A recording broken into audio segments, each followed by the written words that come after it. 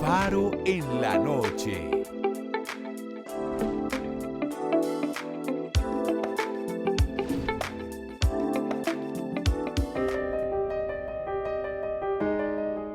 Faro en la noche enciende sus luces con grandes invitados. La oficina de prensa de la Santa Sede dio a conocer el texto que guiará los trabajos de la segunda sesión de la Asamblea General Ordinaria del Sínodo de la Sinodalidad, que se desarrollará del 2 al 27 de octubre. Ese documento da continuidad al proceso iniciado en 2021 y parte de una pregunta básica: ¿cómo ser una iglesia sinodal misionera? Así pues, el documento está estructurado en 5 sesiones: introducción, fundamentos y 3 partes centrales. La introducción recuerda el camino recorrido hasta ahora y destaca los hitos ya logrados, como la generalización de la metodología sinodal de la conversación en el espíritu. Le siguen los fundamentos, que se centran en la comprensión de la sinodalidad, vista como un camino de conversión y reforma, pues en un mundo marcado por divisiones y conflictos se subraya que la Iglesia está llamada a ser un signo de unidad, instrumento de reconciliación y oído atento para todos.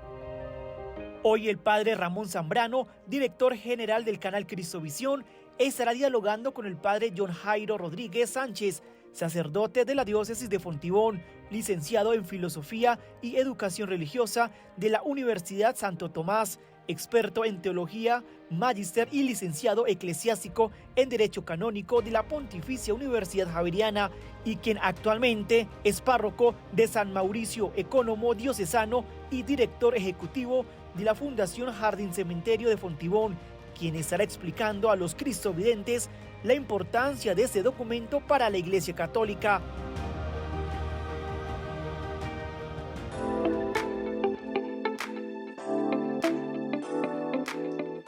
Gracias, queridos cristovidentes, por estar con nosotros en este Faro en la noche. A todos los que van a participar en los sistemas de televisión donde está Cristovisión en Colombia, en América. También a todos los que van a ver este programa en el canal de YouTube de Cristovisión, y a todos los que nos van a escuchar en Spotify, en la plataforma de Spotify. Muchas gracias por estar con nosotros. Hoy, como ya se dieron cuenta ustedes en la presentación inicial, vamos a compartir con un hermano sacerdote de nuestra diócesis, la diócesis de Fontibón, el padre John Jairo, que además de eso también presta un servicio como ecónomo de la diócesis. Pero el tema que vamos a tratar es el tema del sínodo de la sinodalidad, el documento de Instrumentum Laboribus que salió fruto de la primera reflexión del sínodo, de la primera sesión del sínodo. Se reunieron unos grandes teólogos que participaron en el sínodo, dijeron la síntesis, el instrumento de trabajo para la segunda sesión del sínodo, que es un tema bien interesante. Padre John Jairo, muchas gracias por estar con nosotros. Muchas gracias, Padre Ramón, por la invitación, y muchas gracias a todos los cristovidentes que se hacen presentes en este encuentro. Padre, bueno, muchas cosas. Bueno, primero, somos parte de esta diócesis de Fontibón, una diócesis muy urbana, una diócesis que también ha respondido a todas estas realidades del sínodo, ¿no? Claro que sí, hemos venido trabajando desde que se inició el sínodo de la sinodalidad, hemos venido trabajando y caminando juntos también en esta tarea que el Papa y toda la Iglesia nos ha puesto. Esa experiencia de escuchar, de compartir en diferentes instancias de las realidades de una diócesis. De pronto muchos dirán, no, pero no nos hicieron consulta a nosotros. Pero realmente en ese Instrumentum Laboris, la introducción manifiesta la innumerable afluencia de consultas y escuchas y participaciones de muchas realidades de la Iglesia y fuera de la Iglesia para experimentar lo que significa esa escucha y ese caminar juntos. También sucedió en Fontibón. Claro que sí, también sucedió en Fontibón. Se hubiera querido consultar a todos, ese hubiera sido el ideal, escucharlos, consultarlos, tener en cuenta todas las opiniones, pero sabemos también de las limitaciones de tiempo y de espacio. Pero se hizo todo el trabajo, todo el deber de preguntar, de escuchar, de buscar a todos los que más pudimos, laicos, religiosos, sacerdotes, miembros de movimientos eclesiales, personas de los grupos pastorales parroquiales, los mismos sacerdotes. Entonces fue grande también la consulta, las personas de la calle. Hubo parroquias que hicieron esta experiencia muy interesante. Habían entrevistadores en la calle preguntándole a los que iban pasando, a los peatones, haciéndoles preguntas sobre lo que el sínodo iba preguntando. Entonces fue también la manera de llegar a muchas personas para escucharlos. Bueno, recordemos, ya aterrizándolo, después vamos a tratar el tema de ese documento que salió, pero ¿qué fue lo que más se valoró de esa fase de escucha sinodal en nuestra diócesis de Fontibón y lo que arrojó precisamente ese compartir que como diócesis también se llevó, como todas las diócesis, al Vaticano? Dos cosas que me parece que se valoraron. Primero, que las personas se sintieron tenidas en cuenta. A mí me tuvieron en cuenta, a mí me escucharon, yo me siento haciendo parte de. Y también me parece que en la diócesis se creó un equipo sinodal, compuesto de religiosas, religiosos, laicos, seminaristas, sacerdotes. Y ese equipo manifestaba también una gran alegría porque se sentían partícipes en la ejecución de las actividades sinodales. El año pasado vivimos la primera sesión del sínodo. Ustedes se acuerdan, la transmitimos por Cristovisión, muchas cosas. Fue un acontecimiento en el mes de octubre. Ya visto desde ahora un poco más reposado, más sereno, ¿usted qué visualizó y qué valoró de esa experiencia del sínodo el mes de octubre del 2023? Lo que yo más valoro es el método. Seguramente los que vieron Cristovisión vieron cómo las personas que participaban en el sínodo se sentaban de un modo distinto para participar en el sínodo. Ya no era la participación como en un teatrino, donde hay unas personas adelante que dirigen y otros sentados en la parte de atrás que escuchan y que van levantando la mano para participar, sino hubo lo que llamaban los círculos, ¿cierto? Mesas donde grupos de 10 personas se sentaban todos como iguales, como bautizados, como hermanos, a dialogar en oración desde la acción del Espíritu Santo. Yo creo, a mí me llamó mucho la atención y creo que es un cambio radical en la vida de la Iglesia. Ese cambio que fue muy bonito, ciertamente, el Papa reunido con más personas, laicos, obispos y demás. ¿Cómo eso se puede aplicar en una diócesis, en una parroquia, para que realmente no sea solo una cosa de allá que vimos, sino que se empiece a generar? Claro, yo creo que hay dos maneras, uno más institucional y uno un poco más informal, que respondería un poquito a los carismas y ministerios. Pensemos en las parroquias. Las parroquias generalmente tienen sus grupos de consejo pastoral.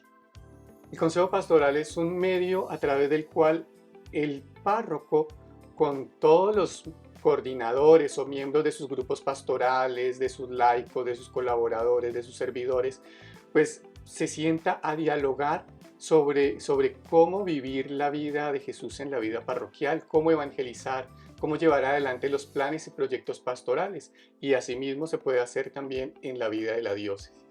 Ese es el modo institucional, pero también cuando el párroco se encuentra con las personas, cuando los miembros de los grupos se encuentran con las personas que viven en el sector, dialogan, se sienten escuchadas, se sienten tenidas en cuenta, sienten que son parte de su parroquia o de su diócesis y sienten que lo que dicen es importante, hay también un elemento ya de sinodalidad.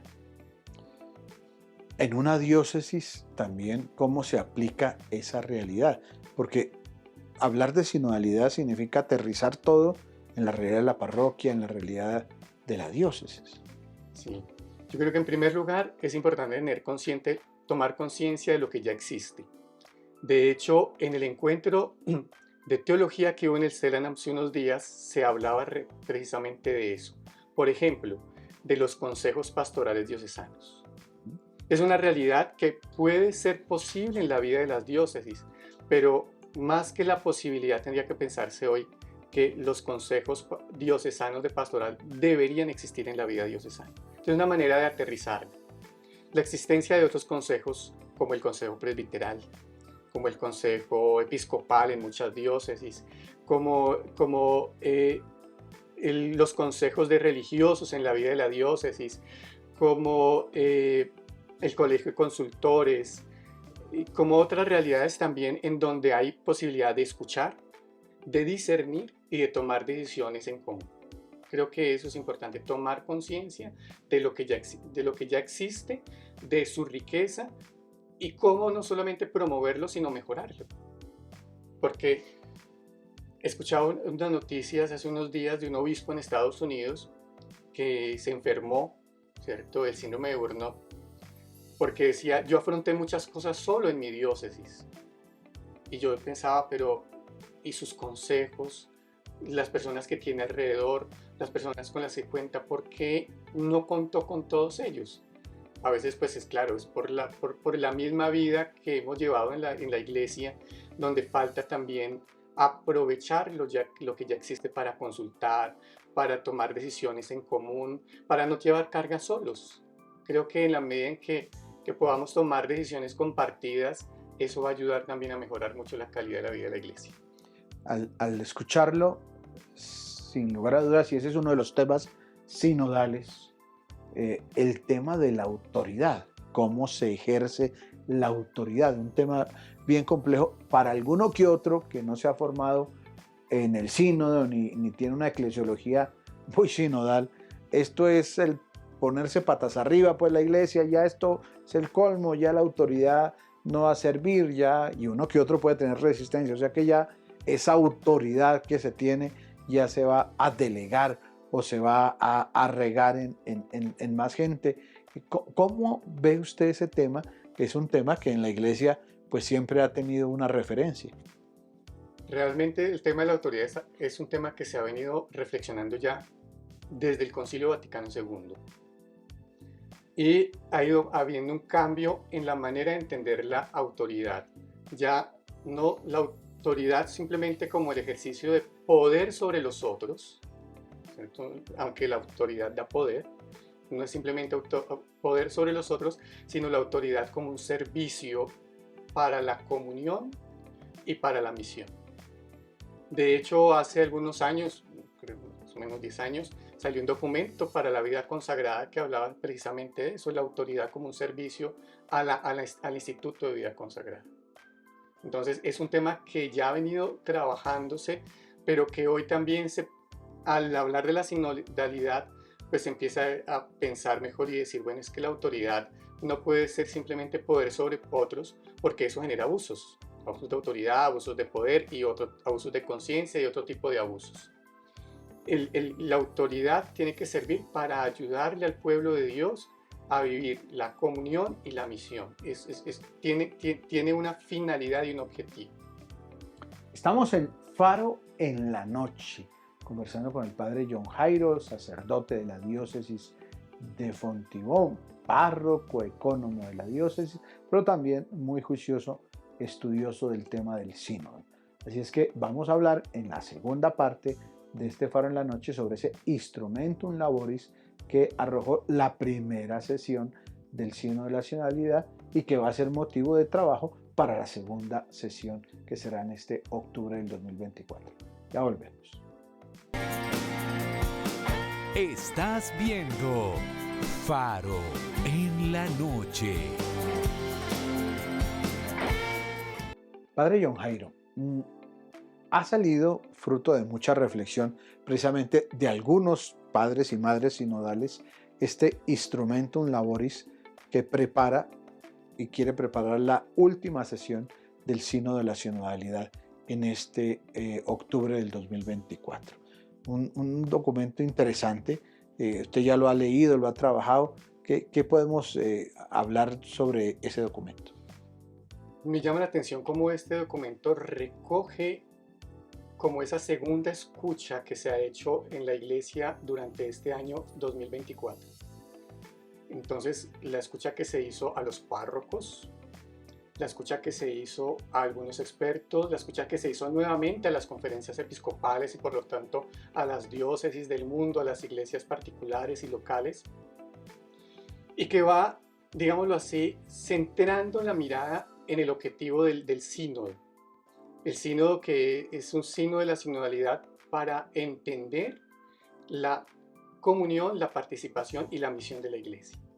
Entonces, me parece a mí que este instrumento in lauris ya va centrando más la mirada en cómo responder a esa pregunta, cómo ser una iglesia en donde haya una mayor participación, una mayor comunión que mejore la misión en la vida de la iglesia. Ese documento es el que salió como síntesis, pero va a ser el que se va a trabajar en la sesión de octubre. Ese es el documento que va a ser trabajado en la sesión de octubre del año 2024 y fruto de ese trabajo de octubre de 2024 saldrá la relación final, que ya será el documento que tendrá que volver a las iglesias locales para ser aplicado. Una de las cosas que valora el documento es esa participación impresionante. O sea, ve uno ahí que participaron y opinaron muchas personas dentro de la iglesia y fuera de la iglesia. Sí, una de las cosas que es motivo de alegría dentro del documento, el documento lo dice, es motivo de alegría para la iglesia, es la gran participación que tuvo todo este proceso sinodal. No solamente para la primera parte de la asamblea, porque estamos hablando de una asamblea dividida en dos momentos, no dos asambleas, sino una dividida en dos momentos. Toda la participación que hubo para la participación en la primera parte de la asamblea, como en la participación de preparación para esta segunda parte de la asamblea, del sínodo. Cuando yo leía, a grosso modo, no lo leía de manera profunda, sino más bien de manera superficial, porque estos documentos requieren volver a leerlos y leerlos.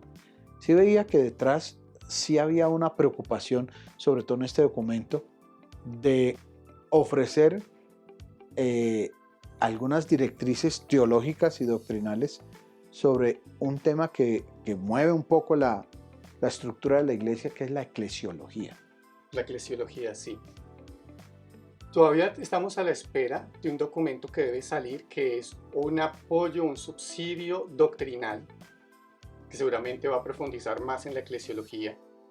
Pero ese documento, sí, cuando habla de los fundamentos de la sinodalidad, de los fundamentos de la asamblea sinodal, pone básicamente dos fundamentos. Primero, la comprensión de la dignidad del bautizado. O sea, somos bautizados y por lo tanto la participación, la comunión y la misión tiene que ver con todos nosotros. En segundo lugar, la comprensión de discernimiento. Hay una conclusión a la que llega el documento, ya hemos llegado a un acuerdo de lo que significa discernimiento, no, es sinodalidad, o sínodo, que es un medio para ser escuchados, para discernir y para tomar decisiones. Entonces, eso es algo muy importante, ya que se tengan esos criterios, esos elementos son importantes porque es lo que nos va a permitir caminar hacia adelante. Sucede y acontece en esta realidad tan esperanzadora, tan interesante para el mundo católico, que es volver a las fuentes del Evangelio, replantearnos ese caminar que Dios nos pide, como en algunas realidades resistencia, y también el documento deja ver esa situación, una resistencia, ve uno, digamos, como un anhelo a interpretar o fundar la iglesia en torno solo al ritual tridentino, a un ritual del rito de Pío V, por allá.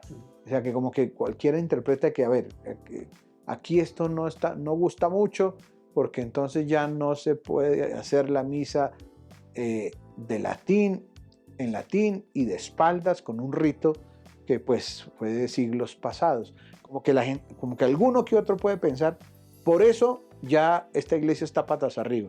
¿Qué podemos decir eso a mucha gente que de pronto en ciertos videos, sobre todo videos de las redes sociales, que hoy día pues están a montones, pueden dejar como una sensación de que, caramba, esto ya no es, o sea, de Pío XII para acá ya no hay papa, ya no hay nada, por supuesto el Concilio Vaticano II, ni hablar de eso.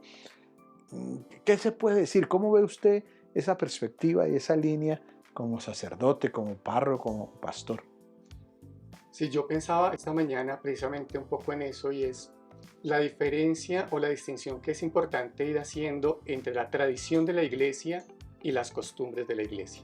Son dos cosas distintas. A veces se piensa que la tradición son las costumbres, y la tradición es el fundamento de la fe que viene desde los orígenes de la vida cristiana, de la iglesia, y que deben ser mantenidos a lo largo de toda la historia hasta el final. Pero tenemos que entender que ese fundamento, digamos, de la vida de la iglesia tiene un modo de ser en cada etapa de la historia. En sus orígenes tuvo un modo de ser, en la Edad Media tuvo un modo de manifestarse, en la Edad Moderna tuvo un modo de manifestarse, y hoy debe tener un modo de manifestarse para el hoy de nuestra historia. Entonces tendríamos que decir que la iglesia hoy debe tomar un rostro, porque la iglesia debe tener rostro, y debe tener un rostro para el hoy del momento que estamos viviendo. Y me parece a mí que la sinodalidad, en cierta medida, es un poco ese rostro. En un mundo de individualismos, en un mundo de guerras, en un mundo de soledades, en un mundo de dispersión, en un mundo de divisiones al externo y al interno de la vida de la iglesia, en un mundo de excesos hacia un lado y hacia el otro, poder sentarnos juntos como hermanos bajo la inspiración del Espíritu Santo para escucharnos, para dialogar, para entendernos, para tomar decisiones sobre el hoy de la iglesia. Creo que eso verdaderamente es esperanzador. Creo que la esperanza se funda en la medida en que podemos volver a sentarnos como hermanos a mirar el hoy y el futuro de la iglesia. ¿Qué podemos decirle a las personas que están un poco confundidas? Hoy, digamos, más que el padre o el grupo en la parroquia, la fuerza que tienen las redes sociales de hacer un video y presentar, entre comillas, una manera de formar a la gente, puede confundirla, ¿sí? Y mucho católico puede confundirse porque dice, bueno, pues si esto salió en YouTube, si esto salió en TikTok, si esto es casi, mejor dicho, palabra de Dios. Los medios ahora forman. ¿Qué podemos decirle a las personas en ese camino de seguimiento de Jesús y en ese deseo de ser parte de la iglesia? Sí, varias cosas. Primero, que cuando lo que yo pienso o lo que yo creo o lo que yo estoy convencido no tiene posibilidad de discusión, tengo que pensar si realmente es la verdad. Es decir, yo puedo tener posiciones y principios claros, pero no puedo cerrarme nunca a la discusión. Entonces, todo aquello que yo he escuchado, que yo pienso que es, tengo también que siempre escuchar a otros para entenderlo, y eso es lo que nos han enseñado de mucho tiempo, es tener un pensamiento crítico. No es criticarlo todo, pero sí saber cómo escuchar, cómo intentar entender con mayor profundidad aquello que yo creo y aquello que las otras personas me están proponiendo. En segundo lugar, saber que en las redes sociales se escuchan muchas cosas, se encuentran muchas cosas, algunas ciertas, algunas medio ciertas, otras falsas. Entonces yo también tengo que saber buscar algo que sea saludable en las redes sociales para poder progresar en mi proceso de formación. Por ejemplo, Cristovisión es saludable, entonces que vean Cristovisión. Eso sí. Y en tercer lugar, hay algo que nosotros no podemos negarnos, y es que en la iglesia el Papa es el signo de la unidad y el fundamento de la comunión. Entonces también tengo que amar al Papa, no solamente al Papa, sino tengo que amar el cómo guía al Papa a la iglesia. Entonces, si hay alguna noticia, si hay algo que va en contra del Papa, sobre sus indicaciones, sobre lo que la iglesia va haciendo, yo tengo que decir, seguramente eso no es de Dios, o no es tan de Dios. Me gusta mucho esto que usted ha dicho porque es muy propio también del mundo de hoy. Y es que si usted no está de acuerdo conmigo, usted no tiene competencia para... Lo descalifico. Lo descalifico. Los presidentes, los sistemas ideológicos, filosóficos, de toda clase, ¿no? Religiosos, políticos, que suelen acentuar que son el centro de todo, siempre no aceptarán la crítica y no aceptarán que las cosas se puedan hacer de una manera distinta. Sí. El sínodo, digamos, es un elemento que en un mundo, como usted dice, tan complejo y tan de esa actitud, si usted es amigo mío, tiene que pensar y hacer todo lo que yo quiera y se tienen que fanatizar con mis ideas, si no, pues es enemigo. El sínodo como que... está contra mí. Sí, está el que sí. El sínodo nos aporta algo que es necesario no solo para la iglesia, sino para el mundo. Para el mundo, sí, señor. Yo creo que la iglesia, desde el Concilio Vaticano II, se entiende como signo y sacramento de salvación. Y creo que una manera de ser signo y sacramento ante el mundo es la sinodalidad. Creo que esto nos pone a nosotros en un camino precisamente para enseñarle al mundo cómo es que Dios quiere que vivamos. No solamente los creyentes, sino como seres humanos. No, pero yo no creo, pues, pero estamos llamados a escucharnos. Estamos llamados a dialogar. Estamos llamados a ponernos de acuerdo y estamos llamados a decidir juntos. Seamos creyentes o no seamos creyentes. Y a partir de eso también estamos llamados a no tratar de manipular por intereses personales la verdad. Es decir, esto me genera mi comodidad, intereses, estatus. Entonces lo defiendo porque para mí me genera cosas interesantes que si yo me quitan esto, me quitan la estabilidad y la comodidad. Un poco el sínodo genera la capacidad de encontrarme con otros sin tener la obsesión de convertirlos o que hagan a capricho lo que yo quiero, genera también una actitud distinta. Sí, claro. Porque es que a nosotros nos da miedo que nos quiten nuestras propias seguridades. Nosotros buscamos la seguridad en nuestra vida. Buscamos cuál es esa roca en donde podemos sostener nuestra vida.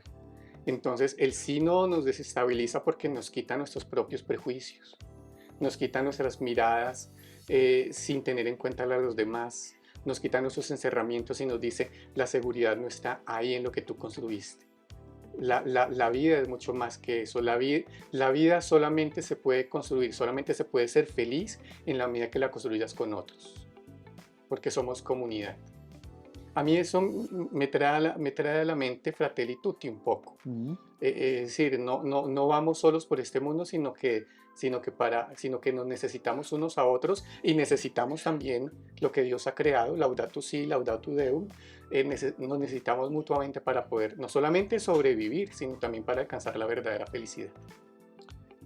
En este mundo dividido, bien polarizado, bien lleno de guerras, bien lleno de líderes con posturas bien complejas, pareciera que el aporte de las parroquias, el aporte del cristiano, podía no ser tan importante en un mundo bulloso y que actúa con una metodología de armar conflicto.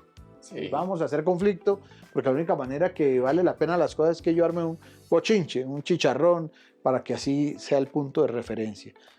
Esas metodologías de uno que otro cristiano piensa que deben ser las más adecuadas, pero esto también genera un camino, una metodología, una ruta distinta de participar. Claro, tendríamos que ir a las parábolas del reino. La parábola de la levadura que fermenta la masa. La parábola del pequeño grano de mostaza que después se convierte en un gran árbol donde las aves quieren anidar. Es decir, no es el mucho ruido el que va a hacer progresar al mundo. Es precisamente esas pequeñas acciones diarias, cotidianas, comenzando por nosotros los creyentes y las personas de buena voluntad, las que van a ir transformando poco a poco el mundo y la vida que tenemos. Entonces, no es, y Jesús siempre lo dijo, no es lo espectacular, no es lo grande, es lo pequeño. Es en la pequeñez, en la sencillez de las cosas diarias, cotidianas, que aplicadas desde la fe, desde el amor, pues se puede ir transformando la existencia humana. Para finalizar, ¿usted qué visualiza o qué piensa que va a ser cuando termine ya la segunda sesión del sínodo? Muchos están esperando cambios en la estructura, cambios en el tratamiento a ciertas realidades. Pero ¿usted qué cree hacia dónde va a terminar el sínodo? ¿Hacia dónde va la tendencia que concluya este sínodo de la sinodalidad en octubre del 2024? Me parece a mí que el camino que se va a tomar es que la responsabilidad retorne a las iglesias locales. Y las iglesias locales vayan transformando sus estructuras, sus modos para hacer de las iglesias locales unas iglesias cada vez más sinodales. Las diócesis, las conferencias episcopales, las regiones eclesiásticas, y vayan alimentando también la iglesia universal. Entonces haya una mayor comunicación entre lo local y lo universal. Creo que ese va a ser el camino posterior al sínodo.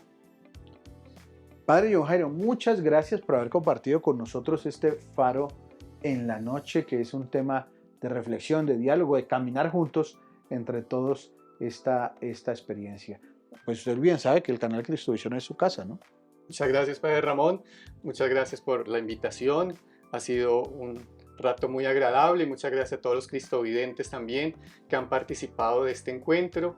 A todos ustedes también el Señor los bendiga, los acompañe, y en todos el Señor nos ayude con la acción del Espíritu Santo a tener una actitud más sinodal. Lo he visto. Dialogar, discernir y tomar decisiones compartidas. Lo he visto ahora también en las redes sociales. Algunas cosas. Pero, ¿y dónde lo encuentran? Si quieren verlo, yo lo he visto ahí muy juicioso en las redes sociales. Si me quieren ver, está en Parroquia San Mauricio, en Facebook y en mi YouTube, en mi TikTok personal. Ese sí, pueden buscarme como John Jairo Rodríguez, ahí me encuentran. Pero más específicamente me encuentran en las redes sociales de la Parroquia San Mauricio. Que prontamente el otro año estarán de celebración, ¿no? Sí, señor, estaremos de bodas de plata, 25 años de creada la parroquia. Se creó en el año 2000. Allá iremos. Claro, están cordialmente invitados, Padre Ramón, y también todos cristovidentes, a acompañarnos en esa celebración de 25 años de la Parroquia San Mauricio en la diócesis de Fontibón. Gracias a ustedes, queridos cristovidentes, gracias por ver el mundo con los ojos de Jesús. Faro en la noche.